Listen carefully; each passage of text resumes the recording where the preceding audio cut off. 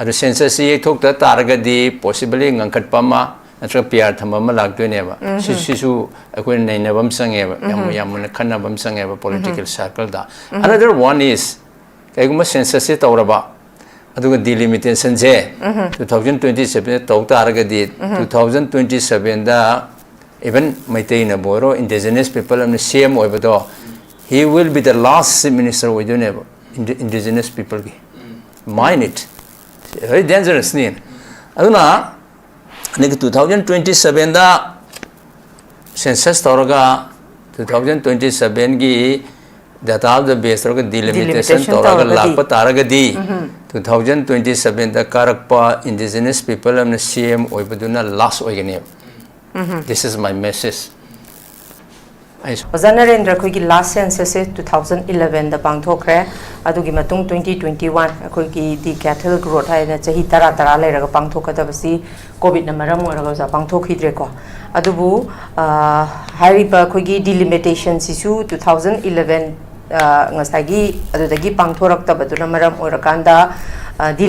delimitation in 1976 taina 2026 pausida koi oza frozen tawraga leirabaneba aduda hojik se oza yam phajaba haigadra amaronda no NRC no census haiba slogan amasu dumak lauri ado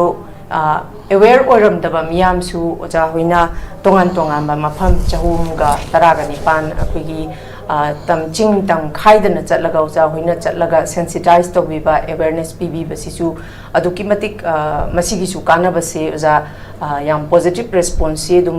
so masigi achauba response ama lakpana bu haibe JFD na changjaliba khongsang chida mayam na sudum support tawribane habidi han bada uja even census di kari no habisidi haiphet khangba aduga census ka delimitation ka si kamaina mari leinari no delimitation habisina kari no habise munna khangdaba singna di hairi basi kari hani yamna big issue oina lowde boza masina delimitation census ta lana khogi illegal immigrant yagraba foreigner yawgiba matamda hayeng delimitation tawba matamda masina aikhogi leibak sida kadai bu yongna aikhogi tungi icha singi da makta future generation da kadai bu yongna soglak kadagi habase oza hojikti khara aware oire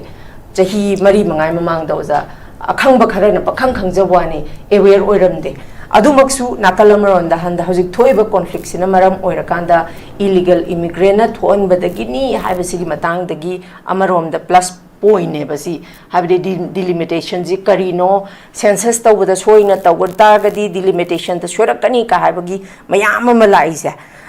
sumaina sigi sila adumakpu oza hogi maikai dagi su as a pressure group amo ina tongan bakhogi oza hoigi oza naga itilna gui maikai dagi su kanna dum support tawbiri akoi punna leiminabanina adumakpu hairiba mayam se oza action oina thabak oina onthorkba matamdadi pressure group akoina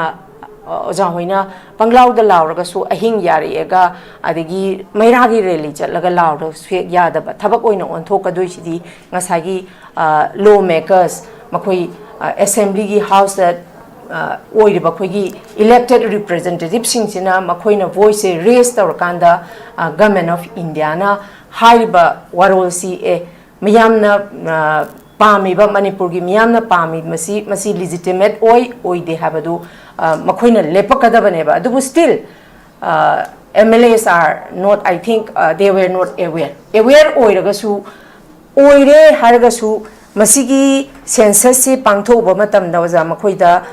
makhoigi vote bank ta soglakadra kholakadra haibana maram orakanda election da makhoida akaiba lakani haibagi akiba leibaduna amuk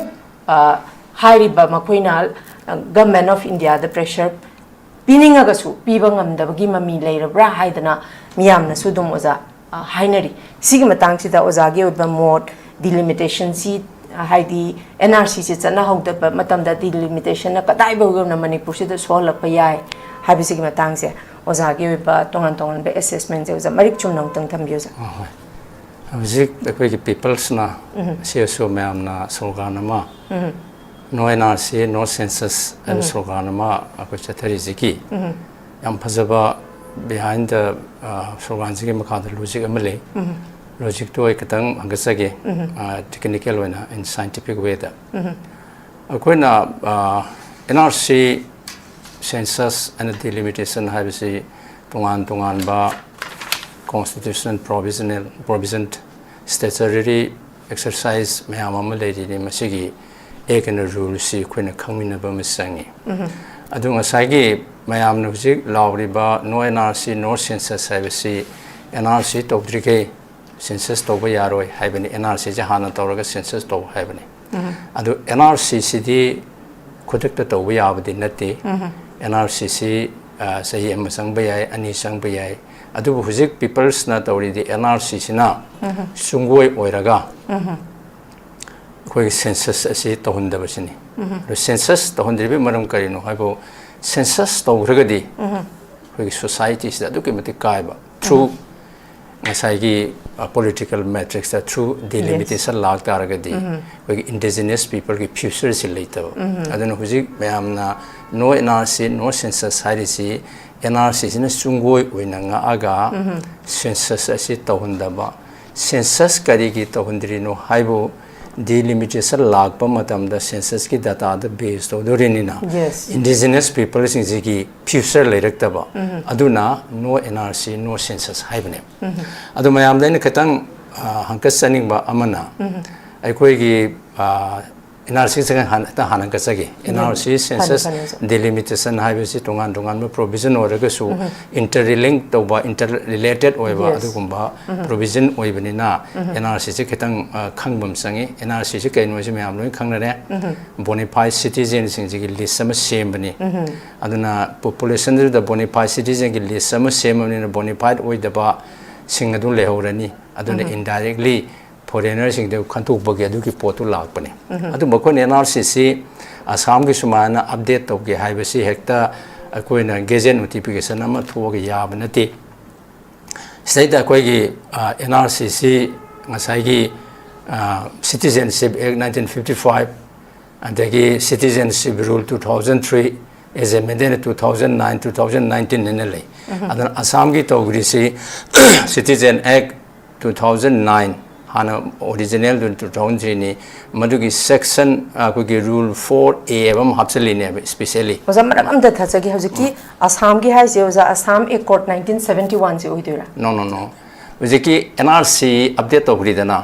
Assam gi hana NRC 1951 lere recently mati bahurisi 2013 the Supreme Court na NRC update to warga ti bahore ni adu loy business 2019 loy ne Assam gi NRC update sanche sumai to na koi people na pamisi manipur gi su just like Assam dong 1951 na beziar oraga NRC se update to hai bane ba adu NRC se update to gi hai taraga di ihan han bada census rule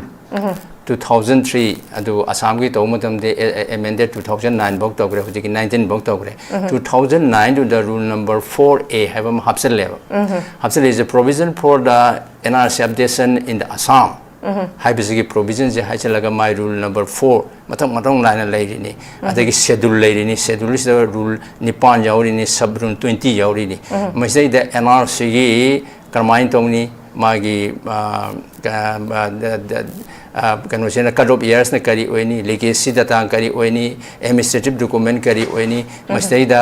NRC gi nodal officer gi role kari no ka detail sama hapaga 4 is the hapa matung da NRC ja update to re ne ba aduna manipur gi su NRC update to gi high target di akoina citizenship rule sida koi 4B haibam hapsen bandar ka leyeba 4B manipur the NRC update to until unless si haptriga di NRC to bi yaro yeba so yaro yeba aduna NRC koina technically machine nei nebam sange adu Assam gi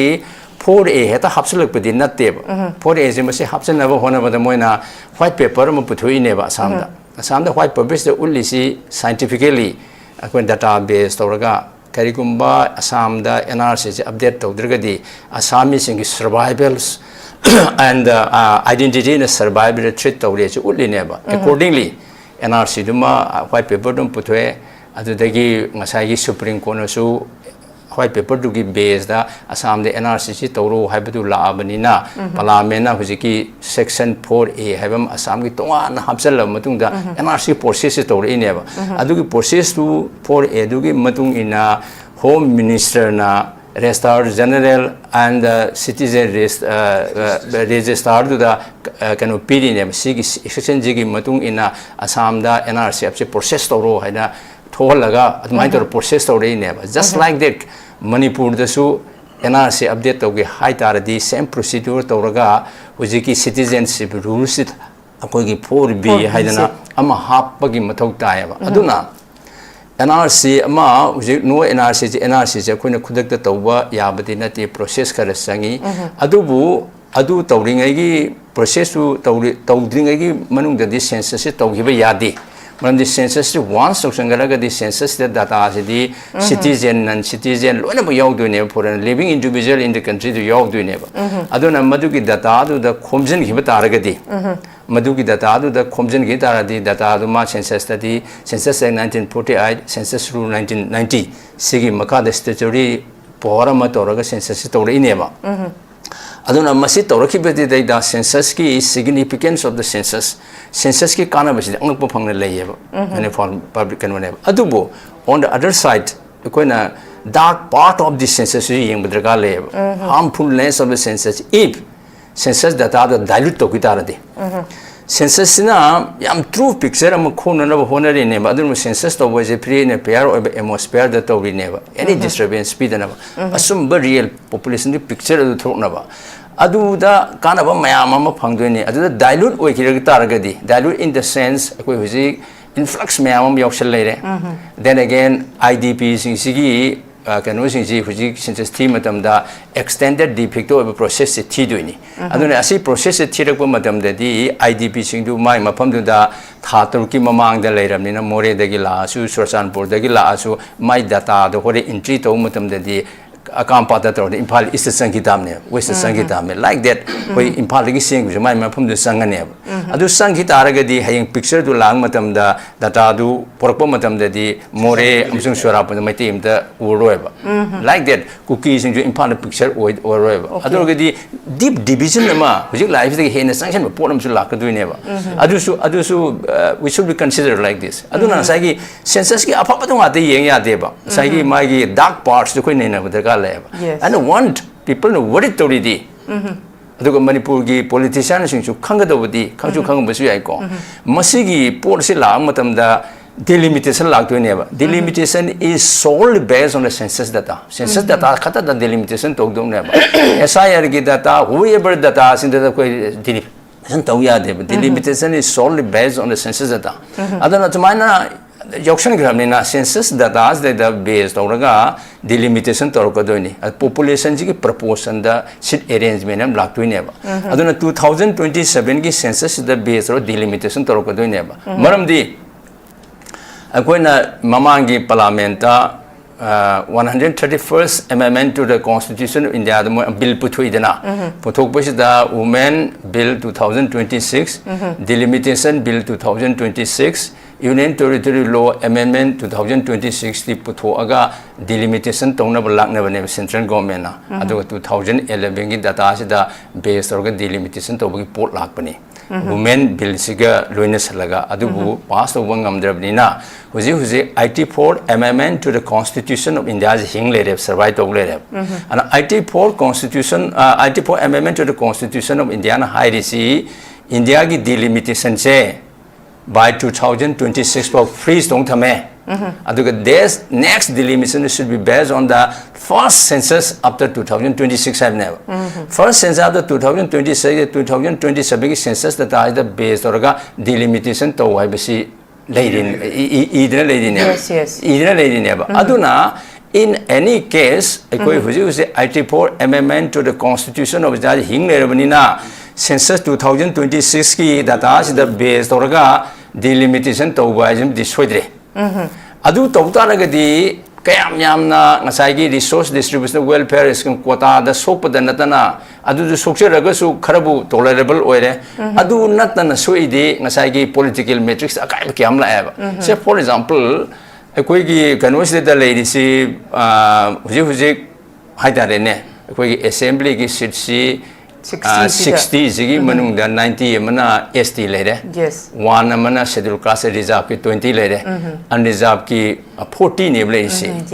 40ꯒꯤ ꯔꯦꯁꯤꯌꯣꯁꯤ ꯂꯩ ꯂꯥꯛꯄꯁꯤ ꯀꯔꯤꯒꯨꯝꯕ 2001ꯒꯤ census ꯗꯥꯇꯥꯁꯤꯗ delimitation ꯇꯧꯕ ꯇꯥꯔꯒꯗꯤ ꯃꯃꯥꯡꯗ 42nd ꯑꯦꯃꯦꯟꯃꯦꯟ ꯍꯥꯏꯈꯤꯗꯣ ꯑꯗꯨ ꯇꯧ ꯇꯥꯔꯒꯗꯤ unreserved की सीट मरी में reserved तक किन्हें बा मरम दी population की structure दो मानक population दे base हो रही मीना population के कोई delimitation की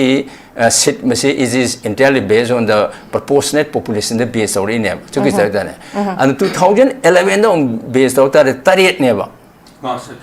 unreserved की तरीत सतुई ने बा 2020 भी द base होता है कोई project तो आग में फंग infraction के लिए हमने 13 ने बा सीट तो दूँ से 2027 ने तो उतार कौन प्रोजेक्ट तो उतना 13 मांग देने बा कुछ की 40 13 खाई तो पियो बा अदु खंग बा मदर का ले बा अदु मसी कोई ना रिजर्व कता तो ये भी कनो बा among the साइगी ST की ग्रुप हाई तारे ने ST ग्रुप ता ले रिसी ये हम तो हंग सके कयाम याम सी लगे से among the ST से 1967 दा कोई मणिपुर ना यूनियन टेरिटरी विद असेंबली से ले मतम ST की कनोसी 9 ने बसिसे सिमन कुकी अमकतने नगा निपान है असेंबली की सेट ले दिसे अदर नाउ विदिन 1972 दा 1919 ले ST की 19 ले बसिसे 19 से दा कुकी की 6 ने अदर नगा तरम दोने right now 1979 da 19 ni laiba adubu unreserved ke ma kangpu ki ma adum kanona pai lai redana isti de lobo gum ne ba just 20 laiba sigi manungda kuki nipa ni naga 12 na now again 1985 da 19 laire adadi unreserved to kanona thapa na pai bi matam duni adada kuki ki 9 ni naga ki 10 laire which 2022 da 10 laire ne ba 10 laire ne ba 1 unreserved seat ma thajal laga adu karigum 2001 ki data is the base to taragadi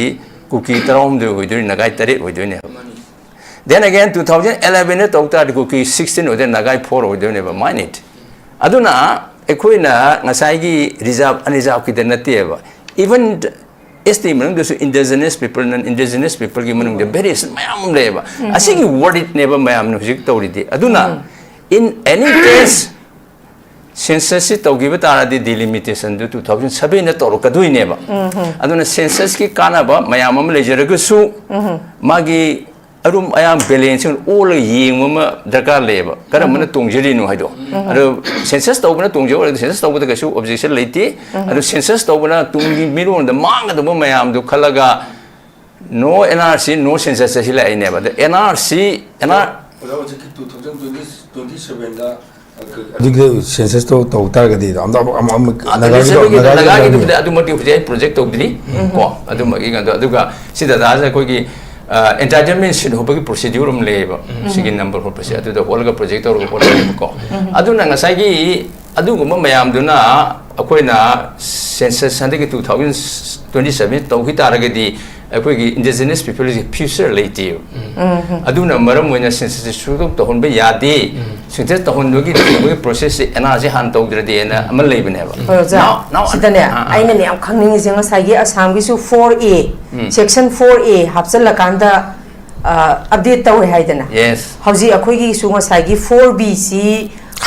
hapa kanda update taw yai haidana matam jangi haidana yes si kamain tawraga yes 4B si kamai hap 4B si kamai hap ga ge se akoi gi assam gi tori je assam gi loophole si kamai to ge bu moi de assam accord ta NRC update to ga den je hai hong dire moi di okay assam gi se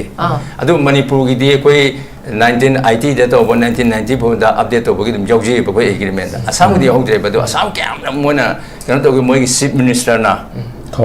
hardly initiate to ga tripartite to am to ba central government ka chief minister ne aduga all Assam student union ne all Assam Gana Parishad ne to ga Delhi da several times meeting to ga Assam the NRC si tawdamni adu dadi bezian si oidoni legal si tawdoni khotoguni haiba mayam ama tanaraga parliament puthoga hujiki ekse si semine adu fortunately ekoi gidi NRC is already agreement the yaw leramne agreement is there adubu ekoi na moina Assam gi yare si kai gino bu Assam gi identity means culturally, linguistically, traditionally, identity say, as well as missing in survival threat. So, my say, for example, religion start, look at Yadre, I think Lenga, Fruka, Oriba, Manipuri, Linguisi, Chosan Purdem, anywhere, I'm the country. Jiri the Krim Kangre, identity Mangila never. So many factors is there. Otherwise, I must say that Shiki and Rudy high within my track. Other man Mangel Mayam, I think missing selective political power person will really can on it. Lame domination over political power person with the Molani can on it. Adu Mayam, Adu Kanana, when it's in high in the Aroiba. Emotion, the sentiment, the high with the Aroiba. White paper must never. White paper can have the going to go not wrong. Individual white paper to Yabro. The high paper is the scientific proof to enable database of doing living documents. Ma'am, this Assami can say white paper say 94 phase for level. Okay, 94 phase whole document and next story my justification period everything to the Kakpayadanava Assam the Masi Togregadi. Assamese in survival like identity like a proof to like that Manipur the expert committee same than sing it especially Toroga white paper must never white paper to give strength water busalo as well as central the parliament adugi basis the Kandarakanda parliament must discussion Torokanda Torokado never adugi portu equity Misu yam MP su legitimate parliament adu lobby to Womadrakali lobby to Budalo justification to Toram Nina talk the Dia Potetana adu gi taknabam sangeba until unless Uziki citizens rule has a city rules within bracket citizen registration and the issue of national identity card. Rule 2003 is the original rule. 2009 the amendment of 2019 the amendment of section 4 the section 4B gumam hapsal laga da gazette procedure thora kanda update of process la ine ba kun swaina law ba khot pa gazette ga thok ya pote ba ase koi khangmina bam sange ba now in delimitation gi la jigi do Sigi oza 4B se masi chana kaino tau gi haitara ga di akhoi haidi oza hoina phanyamna law khong su ka su kanaroi doine ba hujiki oina di akhoi ji sungu oine ba silloine ba lok torine ba so that si tawdri taw yaro di census to kono tawle na census se defer and postpone late ba one census tawde di mathang ge mu tor ba sai tara mitung taw doine ba during that period khoi to ga idana akhoi hujiki se 4 because half the potana ena si tawna ma tawna matam lobo aduna census ki si tawda tar ge delimitation akhoi drop tawra ne de taw roi ba census tawre taw doine na 2000 census Article amendment to the Constitution of Indiana Haiti delimitation is based on the latest census after 2026 Haiti never. Okay. Adu the delimitation tawdring among the planning tawraga properly analysis tawra matungda saying census tawraga delimitation tawradi. Natural growth amongst the ethnic group the current hands tolerable ni. Natana influx of shalaga bogus maps laga can logo ni had the yabum took justice not adu never mean point like the one another point am in a hankasaning mamna delimitation issue ye talk the bagam high name ko delimitation late talk by say Masagi delimitation is to one magi provisions lady okay delimitation never say that delimitation act any census economic delimitation Torum Dida delimitation same whenever Palamena see article attitude the Yolini Adugi delimitation exegi Makanda delimitation commission Semaga Torkaduneva and the do's and the don'ts ma'am delimitation act the Yoli never. There was Zakanda particularly Nasibong delimitation talk deva. Okay. Zakanda delimitation talk this man came delimitation act 2002 gi section 10b हम हाप्सल ले झारखंड दा 10b ना 10b नम हाप्सल ले झारखंड दा 2025 दा delimitation freeze तो है ना कनम हाप्सल ने accordingly delimitation से अदुदा झारखंड तो रखते ने अदु हनिक 2027 लादे तो रने बमाइसो ओके तो अदुना असम अरुणाचल प्रदेश मणिपुर कोई मरी तो गिदरीदना अदु झारखंड गिदी अखोई दी तो हाइबगे नो लेजबने ड्यू टू सिक्योरिटी रीजन लेबने झारखंड गिदी हुजिकी 10b हेबम हाप्सन ग्रेबा अदु मोय मना मने नाइद्रीने मोय तोगदरीनेबा मोय तोगदबे मरम सु ले मरम पीर कांदा 10b दो हापेइनेबा मोय मरम पीर कांदा हापेइनेब को अदु ममयाम दो व्हाइट पेपर दो उलगन तौरेनी अदुना दी कोई delimitation differ तो बखोरपा का हेक्ते याब नतेबा व्हाइट पेपर पुथोगा delimitation तो यारो कोले पार्लियामेंट पुथोगा जिकी एमेंड तो कदुइनेबा ओके आई सुमायना हंगसे के अदुना जिकी मणिपुर ना no census no NRC no census सोगान जिकी मनुंगदा लेरिबदी NRC cine सुंगो ओइना nga aga census to hundaba kai gidamuk to hundriba delimitation to dena bane delimitation to targadi indigenous people ki future leite smile hanga sek okay oza na hoji akhugi ngasai gi 2001 gi census tagi akhugi ngasai gi koina delimitation yes 1972 gi dagi khogi pulap 60 leib sida ST gi reserve seat 19 ni dana oza da mathang mangdarak pato oza amta hanbiyo miya da tapli mane oza mane oza jitendra si ek naga ko ki ani ki dikhe si naga ko ki giro do mate giro ahu loan ma ki oza si am ine important okay just agoi gi uze koina leriba assembly ki 60 assembly seat se basi kogi 1971 ki census ki data do adu the base to buneba 1971 ki population ki structure do base to raga adum sana dana lag paneba ko adu sana da lag padu 60 assembly seat le bisi ki manung da 19 namana cheno gi le ST reserve ko ST gi reserve le 1 amane AC le aduga 40 amana unreserved silai bane ko if karigumba 2001 da hujik pudi tawro 2001 da delimitation tawram daragadi delimitation act 2002 do khone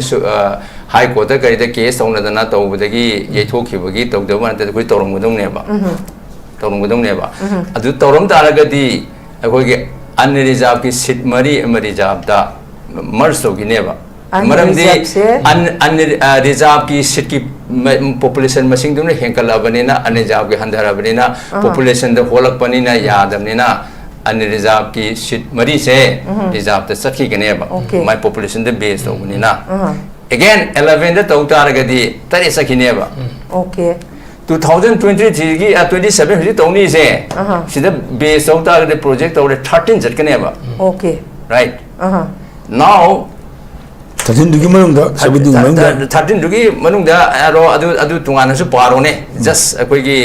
cookie ga naga ga train am yeng se ST gi manungda 1967 da manipur na union territory oiraga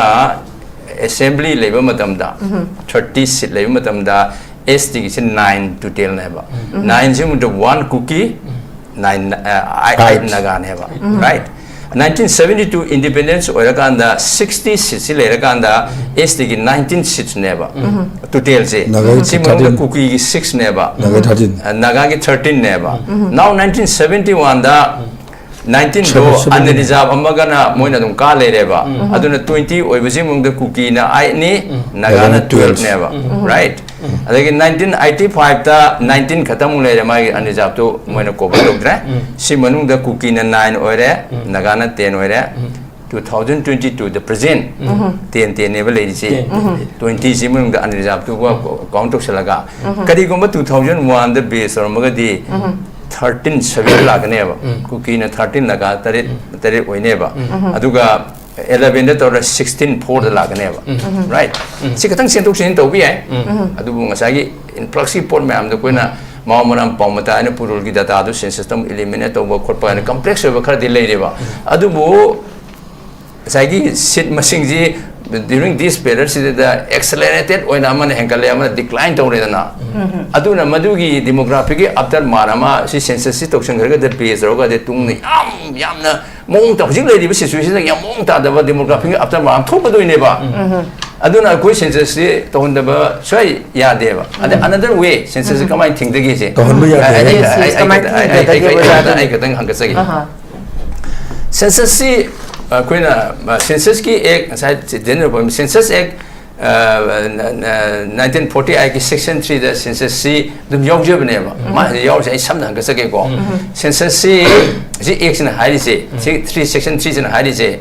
census C whole होइना territory दगी तो या part होइना तो बुसु या whole होइना तो बुसु part होइना तो अदना all India की lion तो Kharga the Manipur okay. That is the logic behind it. Okay. My section 3 the high is whole territory to be part of we have part of we are the part of the Manipur have not wrong.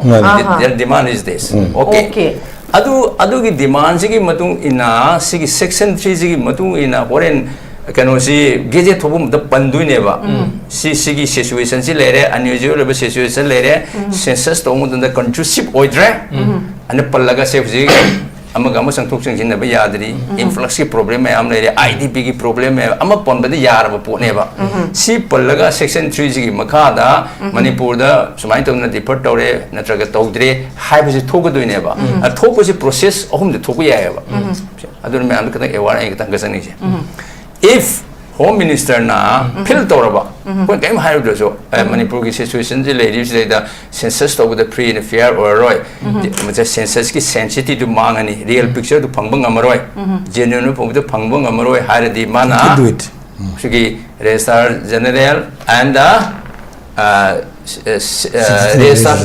registrars of census say registration of census say samana direction and p neva nang si condition ji le na home minister ma ni hada le duni na mana nang gi section si pala ga sigum situation gazette notification ma tho hana tho ganda to dui ne ba adu home adu to ba for example 2021 gi covid epidemic na pula ye thoki na akoi na complaint to na te ba te thoki yo na all india ga man to ga ri thore ine home minister na direct direction pi thole ine ba like that masi home minister na doctor ga di state government recommendation of Taba Derkar Lay, Home Minister. Sigum situation Zilere, Aduna Maram Oidana, a census say, Toba the Plea Napier or Roy Haidana, Home Minister, the Tagdon never. The Home Minister now Governor the Hankaneva. This is the very packaging in the as well as intelligence I be no be me amledina. When I see Sumbran Hankanda, Adugi input lamatum the Home Minister Yai, Sumena Kantara, the inside to Maharido, Zagi Research and census registration to the restart to the section 3 Matu in a tour and gazette towards my Towam Yam. Now, another one is there's a good government to Tadre in the Kaled. Adu goes to Home Minister na. Governor da Home Minister na Governor da koi government ji kalaga enagi situation ji yabra yadabra na hangaga admai to solution lobi ya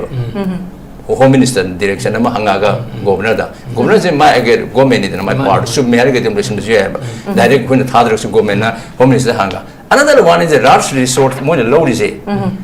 Siuso may amnesty the Tola Agadi to the Diapote. As in the blood set on again in my home long for who can do one ever. Asamgi, I think I do wonder since as they took crazy, street the man told me she may not talk on it never. Go men to David Street Tolo never. I do never went to say. I do up over the nut that Missy Mina so open and Nidana. I do not. In any case, it is technically high provisionals can mama legal. Can only Adugi Hibani, Aduna Zagi Yetupiki, Hidadi, when we ways the one of these ways in Aga, Adum Dover, the Oivia, and I is my uncle say. Oh, young Noaje is a could you come the Mama Hiena or Zananga people say. At the Miam Su Hiena, aware ID viewers sing Su Hiena, aware Urakanda, High River, Masagi, NRC ne, census ne, delimitation say. interrelated oiba yes migrants in laya poteba aduna sai ki domination theory neba minorities in a majority whenever lakna neba adu majority le ramizina yaro and racist over adu crisis ne uje ko thine je aduna in the present situation da land domination toba political power domination to be in a measure neba adu animal jin hujik thoisa land domination to be in hujik problem like na land domination ne again Zig census the hapsel laga delimitation the roga political power si dominate tongna langne neba that is the two factors measure fa ato si am le ko economic factors the go national highway ki paring mayam se moina dominate oi tor chu tra military economic powers passion never told in neba adu gumba du masa le su mainly land domination and the political power domination anis neba measure like se asigi problem si mainly census is one of the factors neba political power ki damukta di land giduna land ek nung mayam am le jera so aduna census data delimitation si togudabuni na census se asumba census am oinabagi damakta in present situation is that andu leta da situation da census to bose matang sadi haibatu ne bo people na tori se smaina ai hangasagi yam nongaje ai oza ai next round the lak sagi ko narrator the lak sagi oza narendra nakalam rom da khoina yengba yari si cookie se matam amada amakha tang lerambadagi tara yokhal ineba mogi political power gi seat si amarom dang sai su haijagre hana leramba makhoina makhogi wisdom yaudana makhoi lehenba yade haba sim leire adubu amadagi tara yaurakpa se tara yaurakpa nate boja yam masi it's a long process neba adubu nakalamrom da khoina mug yengba yari si akhoi hojik sida lai si national party ani BJP ga congress na palingai matam da adagi BJP na hoje amuk pale ado BJP congress na palingai matang da akhoi gi suspension of operation sigi ama taurame sigi chu achauba asoiba ma dum leire adudagi amuk se hojik se BJP na palakpa matam sidagi ti ngasai makhoina suda tauramba ground rule ga do loin thugai raga hojik se marudi moina hulamasu isingje moina BJP na dum chairaga leirabanina masong phanbasidi dum hengalei boja aduduna nakalamaromda masi lam akhogi foreigner mayam change illegal immigrant mayam change habase khangna ngasagi mayam sidi mai magi power sidi loi hunger oibanina nakalamaromda election habase number game da lakpanina oja BJP du kana bahona rakpada ngasai illegal immigrant mayam du udreba aduga makhogi power do paina ba adagi CM tana ba makta da ma ai migi khaidong nei se oja each and every person knows loin khang le rabane ba hairi ba mayam se oja sigi national party ani siga tawbada oja loi mak mari leinari ne ba magi election sigi chawkri je phangna ba power si phangna ba gi damakta akhoina support chung tobam thok taba illegal immigrant ni haidana lairaba naron dagi changjalapa mi je akhoina su number game dugi damakta yeng kanda akhoina support tawraga ngasagi sugi namada khulai pai pasing jina nam dana vote che tawraga kahalaga BJP na ruling the paraga hojik je chatli boja si punamak se kanagi khudol no har kanda su tawramba congress ki chu achobam leire still makhoina aran badu tawrame haga di lengak ama pai bai si continuous process ni bi congress na choram badu BJP na sendok pa kari kai ge ba ado still si thoi ba mayam si di kai no kanda makhoi chokri ba me ba power pa me ba still hojik su miyam na ngasai gi NRC si hek update ta huda targadi census tausan gi targadi mangaka da ba mayam si miyam na di wari ba ado makhoi di hojik chief minister gi pham home minister gi pham cabinet ko expand ta wangam da na lairi hojik makhoi makok ta oja khoi myan na khanara pham bai wani sangam ni haba bu thajadi oja kari kamai thambiringi aduga illegal immigrant am chang pho matam da oja अखोगी officer करी करा ma'am से ST द लेरबनी ना कुकी नुकी मखोइना अयाम लोय ओइद्रो ब्यूरोक्रेट ऑफिसर सिंजा अदिगे आधार नंदा हे त पीबा खोटपा जे इराय लाइना पीबा याब्राबा इलेक्टोरल रोल अम द मी ममिंग चनबा जे इराय लाइना चनबा याब्राबा सि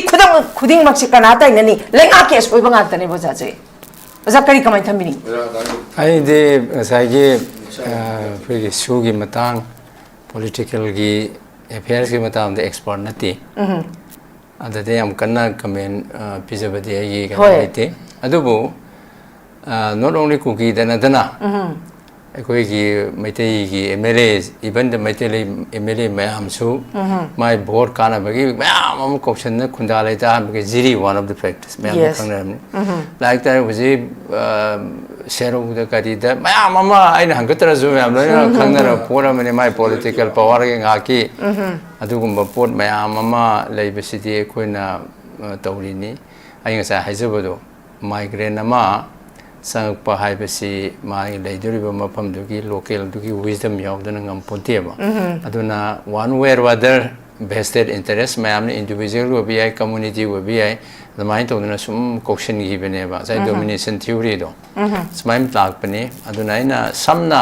ai som de yang kana han listening de aina demographer when advice akanoma mayam the suggestion am presenting badi adak 2027 da election to base sai ki census ka to raga si mata ka tang hai ki census ka election ga je simultaneously to ya de election adu simultaneously ta le na okay simultaneously ta ne na ai koi na india gi state manga amadi simultaneously ta na december dang ka gram ne ba do koi manipur ki khau ri se si ki logic behind you know le si am so important le le se ke no bo अखोइना census से तौदब तारगदी कोई election से normally तौग्रनेब अरे census से तौरगदी election तौ यारोइदोइनेब इलेक्शन तौब यादमना ngangkatpama adu ngangkatpama du ding sai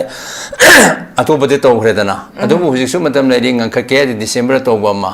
नत्रगदी मा येथदोइनेब अद येथबददि माइ कनोदगी मतम फेब्रुअरी ता 3 अदे हेनेथद constitutional crisis some लागतोना यादमने pair थमदोइनेब just like Jammu and Kashmir my pair thum duneba